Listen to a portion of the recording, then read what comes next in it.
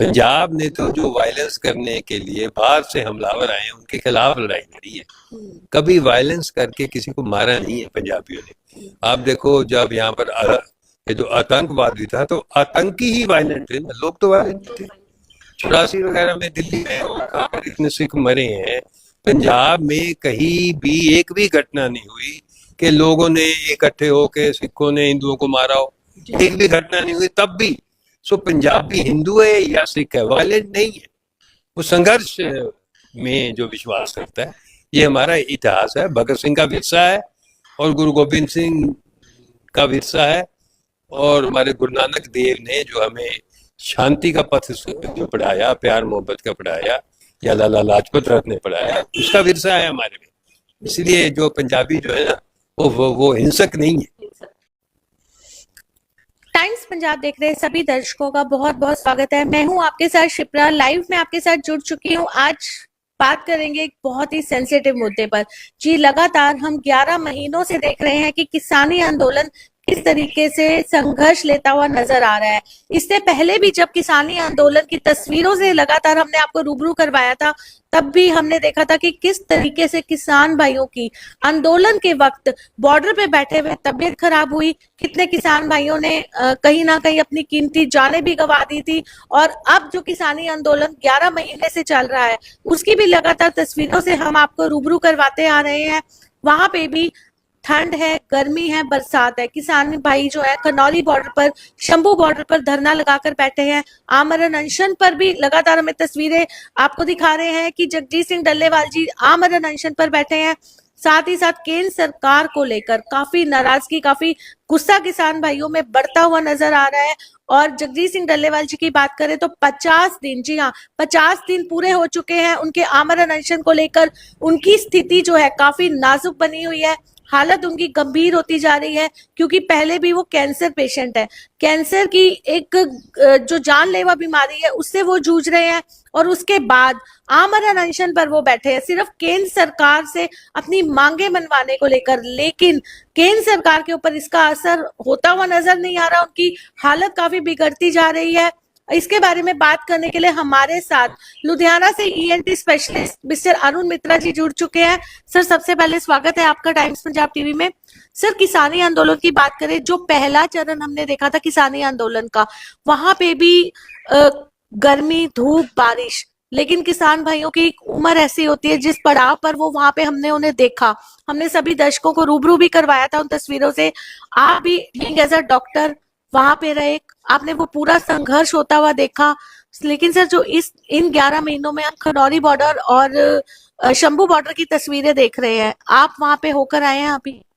नहीं, खनौरी बॉर्डर और शंभू बॉर्डर पे तो मैं नहीं गया हूँ जी। इससे पहले सर जब आप गए थे, आपने किस तरीके से वहां पे किसान भाइयों की जो तबीयत लगातार बिगड़ रही थी, कभी मौसम को लेकर, कभी उनकी हेल्थ इश्यूज, एज फैक्टर को लेकर आ रही थी, वो किस तरीके से देखी थी आपने वहां पर? क्योंकि देखो ना, इतने लंबा समय जब कोई संघर्ष में रहता है और घर से दूर होता है, कभी भी ऐसी जगह पर वो सहूलतें नहीं हो सकती जो आपको घर में होती है। जी। सो बीमार होना स्वाभाविक है, तो हम वहां पर जाते रहे ज्यादातर तो, क्योंकि खुराक बदल जाती है और जो शरीर हर वक्त थका थका सा रहता है, उसकी वजह से लोगों को काफी तकलीफें थी।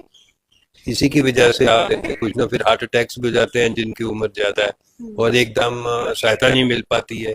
आप दूर बैठे हो, एकदम उसको कैसे सहायता मिलेगी? अगर आप घर में हो तो फौरन सहायता मिलने की संभावना रहती है। इससे उनको नुकसान हुआ, हार्ट अटैक से भी कई मरे हैं, और भी कई बीमारियों से कईयों की मृत्यु हुई है।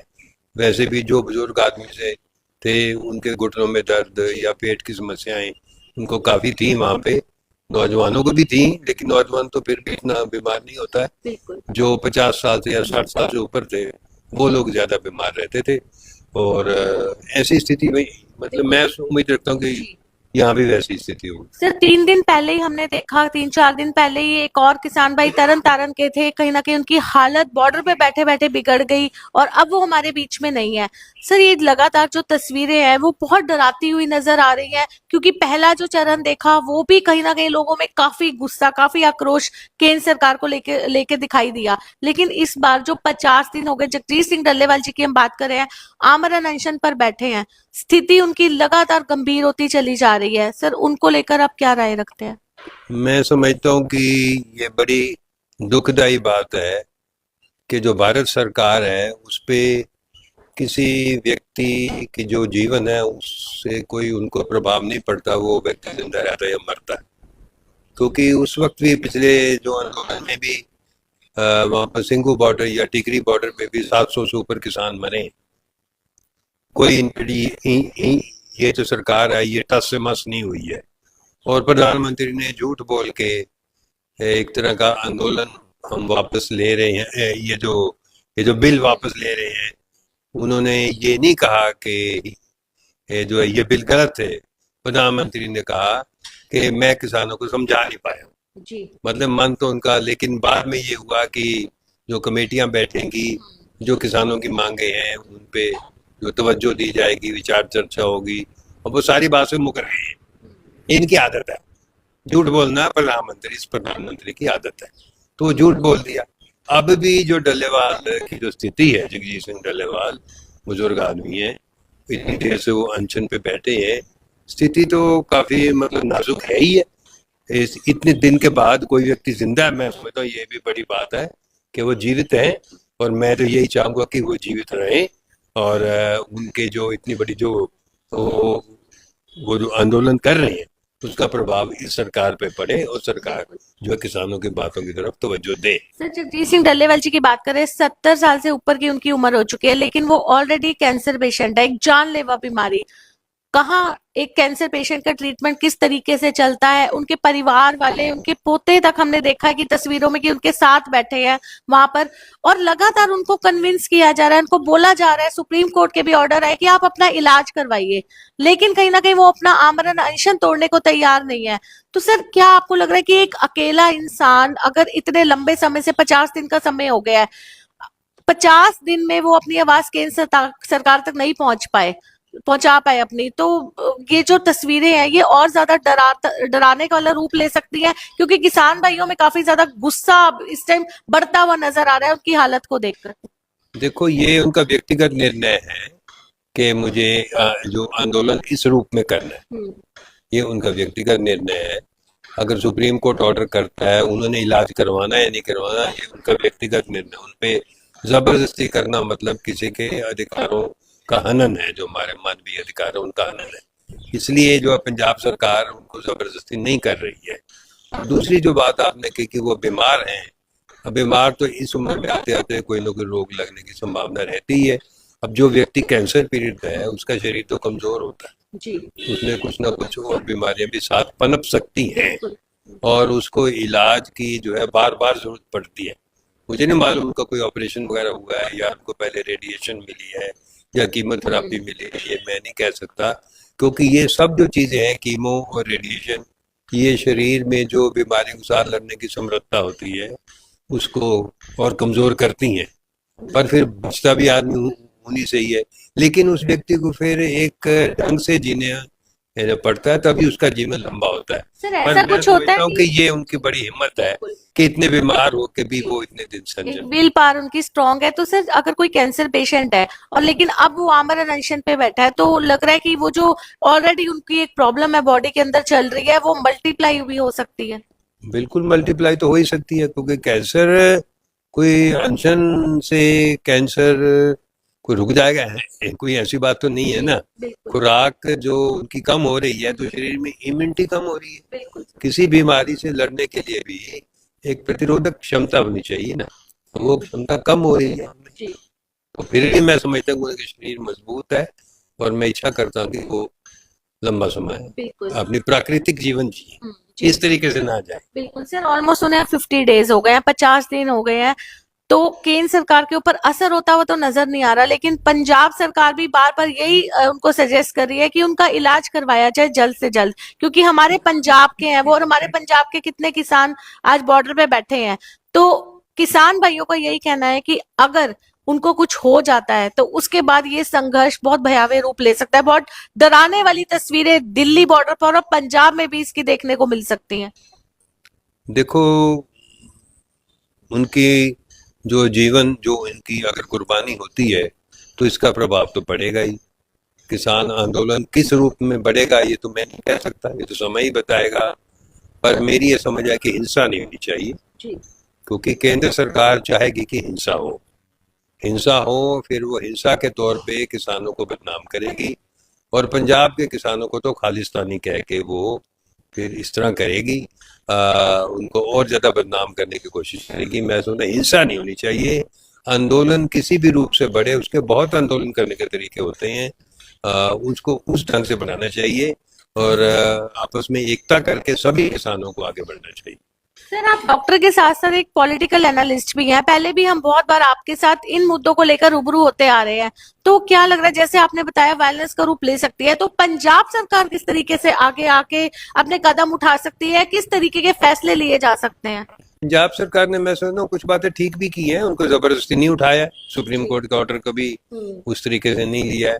और दूसरा, ये जो एग्रीकल्चर मार्केटिंग बिल आया उसको भी पंजाब सरकार ने भी रिजेक्ट किया, तो ये अच्छी बात है, इससे किसानों में अच्छा देखो, पंजाब सरकार मुझे नहीं लगता कि कोई ऐसा कदम उठाएगी इस समय जो किसान विरोधी हो, ये मेरी समझ है, क्योंकि अभी अभी इतना बड़ा आंदोलन अभी अभी तो हमने किया है, और अब और फिर ये आंदोलन ये कोई खत्म थोड़ी हुआ है। हर साल ये जो लगातार हो रहा है, अब फिर 26 मार्च को, ये जनवरी को वो फिर ट्रैक्टर मार्च है। आंदोलन किसी न किसी रूप में तो चल ही रहा है ना। आंदोलन ना तो आंदोलन समाप्त हुआ है, ना किसानों की मांगे मांगी गई हैं। अगर मांगे मान ली जाएंगी तो ही आंदोलन समाप्त होगा, ऐसे कैसे होगा? सर, ट्रैक्टर ट्रॉली मार्च पहले भी निकाले गए, लेकिन कहीं ना कहीं आपको लगता है कि जब इतने पक्के बैरिकेड्स लगा दिए जाते हैं, उनको क्रॉस करना ही नेक्स्ट टू इम्पॉसिबल हो जाता है, उसके बाद आंसू गैस के गोले छोड़े जाते हैं, उनके ऊपर फायरिंग की जाती है, तो क्या लग रहा है कि ये ट्रैक्टर ट्रॉली मार्च या आमरण अनशन पर बैठना, ये केंद्र सरकार पे किस तरीके से असर डालता हुआ नजर आ रहा है, या आने वाले वक्त पे किस तरीके से डालेगा? कोई भी आंदोलन एकदम कोई असर नहीं डालते होते हैं, ये कोई जरूरी नहीं है। कई दफा एकदम असर पड़ता है, कई दफा एकदम असर नहीं पड़ता, क्योंकि ये जो केंद्र सरकार है उसका जो सारा जो सोचने का ढंग है ना, वो कॉरपोरेट क्षेत्र के हक में, इसलिए वो किसान को कुछ नहीं समझती है। वो समझती है कि उसका अभी जो किसान का सारी पैदावार है वो कॉरपोरेट खरीदे, इसलिए एफसीआई जो है 1965 में शायद एफसीआई बनी थी, इसलिए बनी थी ताकि जो किसानों को सही मूल्य मिले और सरकार उसको ले खुद जो खरीद करे। अगर आप कॉर्पोरेट क्षेत्र को देंगे तो वो एक आधा साल तो कीमत ज्यादा दे सकते हैं, उसके बाद क्या होगा, फिर वो किसान को कम कीमत देंगे, उस खाद्यान्न को जो है भंडार करके रखेंगे, और फिर जो मंडी में लेके आएंगे बेचने के लिए उसकी कीमतें और ज्यादा होगी, तो खपतकार को भी महंगा मिलेगा और किसान को कुछ नहीं मिलेगा, बहुत कम मिलेगा। सो इसलिए किसान इसका विरोध कर रहा है। मैं समझता कि जो किसानों का आंदोलन है ये उनसे भी ज्यादा खपतकार के लिए है, और खपतकार को ये बात समझनी चाहिए कि अभी तो किसान से जो एफसीआई लेती है उसका जो मूल्य है वो कम से कम गारंटीड होना चाहिए। अब एक एमएसपी सरकार लेके आती है, उसकी कोई गारंटी तो नहीं होती ना, नहीं होती ना, तो फिर किसान को पूरा नहीं मिलता है। कुछ ना कोई जो डंगा अड़ा के, कुछ ना कोई रुकावटें डाल के, जो बाद में फिर प्राइवेट क्षेत्र भी आ जाता है बीच में, और अब जब सारी चीज कॉर्पोरेट क्षेत्र के ही कब्जे में हो जाएगी, जो इस मोदी सरकार की सोच है, तो फिर जो है किसान को तो जो मिलना कम हो ही जाएगा, जो खपतकार है यही कॉर्पोरेट क्षेत्र उसका भंडार करके आपको महंगे दाम पे बेचेगा। बिल्कुल सर, लेकिन किसान भाइयों को कहना है कि हमारा बहुत पीसफुल प्रोटेस्ट पहले भी रहा है, अब भी हम बहुत शांति से बैठे हैं। आपको क्या लगता है, बीइंग एज पॉलिटिकल एनालिस्ट, की जो पक्के बैरिकेड्स लगाए जाते हैं ताकि किसान भाई क्रॉस करके दिल्ली तक ना पहुंच जाए, अगर वो पहुंच भी जाते हैं तो केंद्र सरकार को क्या डर है, किस तरीके से केंद्र सरकार इस टाइम अपने आप को डरा हुआ महसूस करती है, जिसको लेकर हरियाणा की तरफ से भी, हरियाणा गवर्नमेंट की तरफ से भी उनके ऊपर आंसू गैस के गोले छोड़े जाते हैं? किस चीज का डर है फिर, अगर पक्के बैरिकेड्स लगाए जाते हैं उनके लिए, उनको टॉर्चर किया जा रहा है मेंटली भी फिजिकली भी? कोई डर नहीं है, उनका ये सोचने का ढंग है कि इनको दबाओ। ये केंद्र सरकार हर बेंतकश व्यक्ति के खिलाफ है, चाहे वो मजदूर है उनके खिलाफ जो बिल लेके आ रही है, मजदूरों के जो अधिकार उनके बारे में, ऐसे ही किसानों के बारे में लेके आ रही है, जॉबलेस ग्रोथ हो रही है। सो वो ये जो सरकार है कॉर्पोरेट, मैंने आपसे पहले कहा, ये कॉर्पोरेट के हक की सरकार है, जो धन कुबेर है ना उनके हक की सरकार है, इसलिए ये इस तरह के उनको डर किस बात का, मुझे बताइए। किसान यहाँ जाके दिल्ली बैठ जाएंगे तो क्या हो जाएगा? कुछ नहीं होगा ना, कोई मध्य प्रदेश को नुकसान तो नहीं होगा ना। आम जनता को प्रॉब्लम आती है, जैसे अब भी आम जनता बहुत ज्यादा परेशान होती हुई नजर आ रही है। आम जनता को किसानों ने परेशान नहीं किया। ये एक बात समझिए, बैरिकेड सरकार ने लगाए। किसान तो सड़क पे एक तरफ बैठे। बैरिकेड लगाने का मतलब क्या था बताओ? ऐसे बैरिकेड लगाए हैं जैसे कोई दुश्मन की फौज टैंक और बख्तरबंद गाड़ियां लेके आ रही है। ऐसे बैरिकेड लगाए हैं। मैं तो दिल्ली में देखा ना, ऐसे बैरिकेड वैसे यहाँ। ये बैरिकेड तो एक वो डराने के लिए, धमकाने के लिए भी हम जो हैं बड़े जो शक्तिशाली है। यही तो प्रचारा जाता है कि मोदी है तो मुमकिन है, कि मोदी एक ना दैत्य की तरह प्रचारा जाता है, जो बहुत ही ये जो बलशाली आदमी है। पहले तो वो कहते थे कि मैं भगवान से सीधा आया हूँ, अब कहते नहीं मैं बायोलॉजिकल हूँ। बदल गया बयान उनका।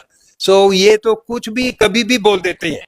इस तरह के जो शासक होते हैं ना, ये सारी, चाहे वो हिटलर थे, चाहे वो पूछना चाहेंगे, पॉलिटिकल एनालिस्ट होते हुए आप डॉक्टर होते हुए बॉर्डर्स पे गए, पहले भी गए, पहले चरण में गए, बहुत किसान भाइयों का आपने वहां इलाज किया, लेकिन अब जो तस्वीर डराती हुई नजर आ रही है, क्योंकि हालत डल्लेवाल जी की गंभीर होती हुई नजर आ रही है, लेकिन उनके पीछे एक पूरी टीम खड़ी है। उनका यही कहना है कि अगर इनको कुछ हो जाता है तो अकेले वो आमरण अनशन पर नहीं बैठे, पीछे हजारों लोग इसके बाद आमरण अनशन पर बैठेंगे।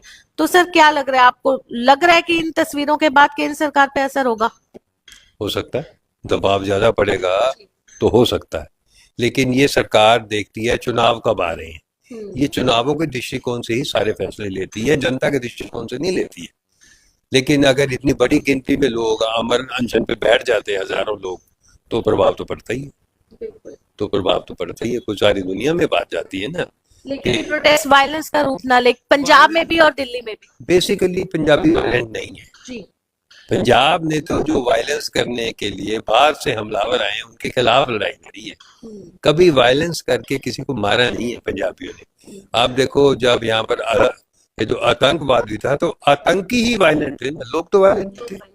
84 वगैरह में दिल्ली में इतने सिख मरे हैं। पंजाब में कहीं भी एक भी घटना नहीं हुई कि लोगों ने इकट्ठे होकर सिखों ने हिंदुओं को मारा हो। एक भी घटना नहीं हुई तब भी। पंजाबी हिंदू है या सिख है, वायलेंट नहीं है। वो संघर्ष में जो विश्वास करता है, ये हमारा इतिहास है, भगत सिंह का विरसा है और गुरु गोविंद सिंह का विरसा है, और हमारे गुरु नानक देव ने जो हमें शांति का पथ जो पढ़ाया, प्यार मोहब्बत का पढ़ाया, या लाला लाजपत राय ने पढ़ाया, उसका विरसा है हमारे में। इसलिए जो पंजाबी जो है ना, वो हिंसक नहीं है। जी, लगातार हम तस्वीरों से आपको रूबरू कराते आ रहे हैं। हमारे साथ आज जुड़े लुधियाना से ईएनटी स्पेशलिस्ट डॉक्टर अरुण मित्रा, साथ ही साथ एक बहुत बड़े पॉलिटिकल एनालिस्ट है। इससे पहले भी कई बार पॉलिटिकल मुद्दों पर वो आप सभी के साथ रूबरू हुए। लेकिन अब जगजीत सिंह डल्लेवाल जी जो बॉर्डर पर बैठे हैं, 50 दिन पूरे हो चुके हैं उन्हें आमरण अनशन पर बैठे हुए, लेकिन अभी आने वाला समय बताएगा कि केंद्र सरकार पर इसका कितना असर होता हुआ नजर आ रहा है। लेकिन जो करंट सिचुएशन की बात करें तो उनकी जो हालत है वो काफी नाजुक बनी हुई है, क्योंकि ऑलरेडी वो कैंसर पेशेंट है, साथ ही साथ आमरण अनशन पर बैठे हुए उन्हें 50 दिन हो गए हैं। उनकी हालत लगातार बिगड़ती हुई नजर आ रही है, लेकिन केंद्र सरकार पर इसका असर होता हुआ नजर नहीं आ रहा। और किसान भाइयों का यही कहना है कि अगर उन्हें कुछ हो जाता है तो उसके बाद ये संघर्ष एक वायलेंट रूप ले सकता है। तो अब ये आने वाला समय बताएगा, और हम भी प्रे करेंगे अपनी तरफ से कि ये आमरण अनशन की तरफ से जल्द खत्म हो सके, और केंद्र सरकार पे भी किसान भाइयों की जो बातें हैं उनका थोड़ा सा दबाव जरूर पड़े। आने वाली ऐसी और खबरों के साथ हम आपके साथ रूबरू होंगे। लुधियाना से शिप्रा बसरीचा, टाइम्स पंजाब टीवी।